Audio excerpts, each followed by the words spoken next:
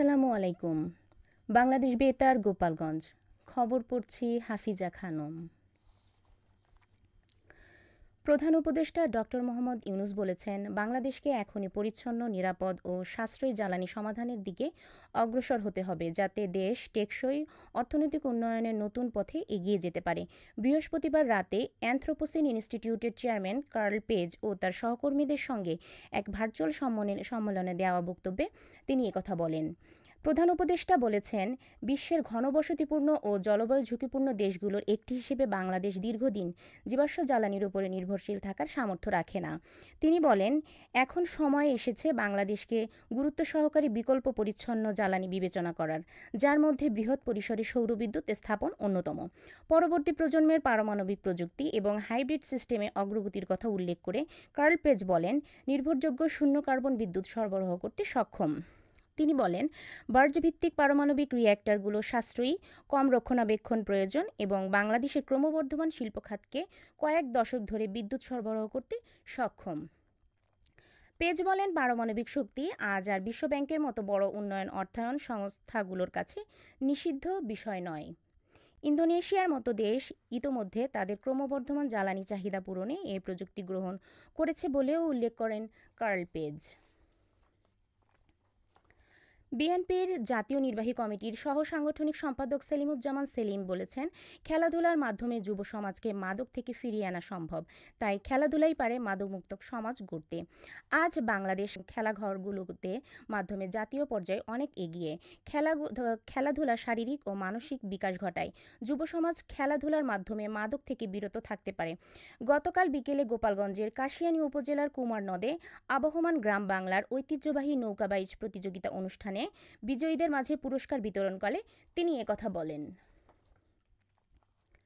নড়াইল সদরের হবখালী ইউনিয়নের কৃষক সমাজে গতকাল পাজরখালী বাজারে অনুষ্ঠিত হয়েছে বাংলাদেশ কৃষিজীবী শ্রমিক ইউনিয়নের আয়োজনে সমাবেশে প্রধান অতিথি হিসেবে উপস্থিত ছিলেন বাংলাদেশ শ্রমিক কল্যাণ ফেডারেশনের পরিচালক আক্তারুজ্জামান। বিশেষ অতিথি হিসেবে উপস্থিত ছিলেন বাংলাদেশ কৃষিজীবী শ্রমিক ইউনিয়নের সেক্রেটারি এস.এম. শাহজাহান ও নড়াইল জেলা জামাতের আমির আতাউর রহমান বাচ্চু। শ্রমিক ইউনিয়ন নড়াইল জেলা শাখার সভাপতি মুফতি এম হেদায়েত হোসাইনের সভাপতিত্বে জেলা উপজেলা জামাতের নেতৃবৃন্দ সহ সংশ্লিষ্টরা এ সময় উপস্থিত ছিলেন। মাদারীপুরের ধুরাইলে হবিগঞ্জ নদীতে অনুষ্ঠিত হয়েছে ঐতিহ্যবাহী নৌকাবাইজ প্রতিযোগিতা। গতকাল বিকেলে আয়োজিত এ প্রতিযোগিতায় ধুরাইল সহ আশেপাশের বিভিন্ন এলাকার দলগুলো অংশ নেয়। ৭৫ জন মাঝি মাল্লা বৈঠা হাতে ৩০ থেকে ৩৫ জনের নৌকা নিয়ে নদীর বুকে প্রতিযোগিতায় অংশগ্রহণ করে। নদীর দুই তীরে হাজারো দর্শক বৈঠার ছন্দে উৎসাহ দিয়ে জয়ধ্বনি তোলে। এ সময় কাঁসার ঘণ্টার আওয়াজে আড়িয়াল খাঁ নদ মুখরিত হয়ে ওঠে। শিশুসহ সব বয়সের মানুষ এই চিরচেনা উৎসব উপভোগ করে আনন্দে মাতোয়ারা হয়। গ্রামীণ ঐতিহ্য ও সংস্কৃতির প্রতীক এই নৌকাবাইজ শুধু বিনোদন নয়, গ্রামীণ ঐতিহ্যের প্রতিচ্ছবিও বহন করে। মাদারীপুরের রাজৌর উপজেলার ইয়াবাসহ এক যুবককে গ্রেপ্তার করেছে পুলিশ। গতকাল রাজৌর থানার ওসির নেতৃত্বে উপজেলার আমগ্রাম ব্রিজ এলাকায় এ অভিযান পরিচালনা করা হয়। অভিযানকালে ইমরান শেখ নামে এক যুবকের কাছ থেকে ৩০ পিচ ইয়াবা উদ্ধার করা হয়। পুলিশ জানায়, আগামীতেও তাদের মাদকবিরোধী এ অভিযান অব্যাহত থাকবে। মাদারীপুর সদর উপজেলার হবিগঞ্জ ব্রিজে ভয়াবহ সড়ক দুর্ঘটনায় এক যুবক নিহত হয়েছে। এ ঘটনায় আহত হন আরও ৪ জন। গতকাল সন্ধ্যায় দুটি মোটরসাইকেলের মুখোমুখি সংঘর্ষে এ দুর্ঘটনা ঘটে। এ সময় স্থানীয়রা তাদের উদ্ধার করে প্রথমে মাদারীপুর জেলা সদর হাসপাতালে ভর্তি করে পরে আশঙ্কাজনক অবস্থায় ৪ জনকে ঢাকা মেডিকেল কলেজ হাসপাতালে পাঠানো হয়েছে। এবারে কৃষি সংবাদ।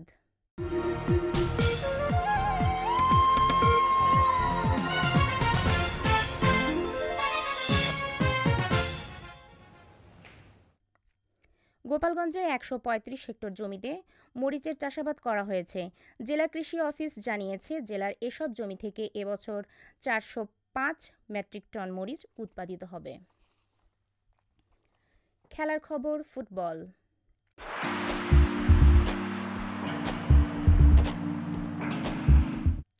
মাদারীপুরের রাজৌর উপজেলার খালিয়া স্কুল মাঠে গতকাল বিকেলে খালিয়া ফুটবল টুর্নামেন্টের ফাইনাল খেলা অনুষ্ঠিত হয়েছে। উত্তেজনাপূর্ণ এই ম্যাচে টেকেরহাট খেলাঘর ফুটবল একাদশ ও দামেরচর ইউনাইটেড এফসি এর মুখোমুখি হয়। রোমাঞ্চকর লড়াই শেষে দামেরচর ইউনাইটেড ৪-৩ গোলে টেকেরহাট খেলাঘরকে হারিয়ে চ্যাম্পিয়ন হয়। ফাইনাল খেলা শেষে চ্যাম্পিয়ন দামেরচর ইউনাইটেড ও রানার্স আপ টেকেরহাট খেলাঘর উভয় দলকে কাপ, মেডেল এবং সেরা খেলোয়াড়দের হাতে বিশেষ পুরস্কার তুলে দেওয়া হয়। সবশেষে আবহাওয়া।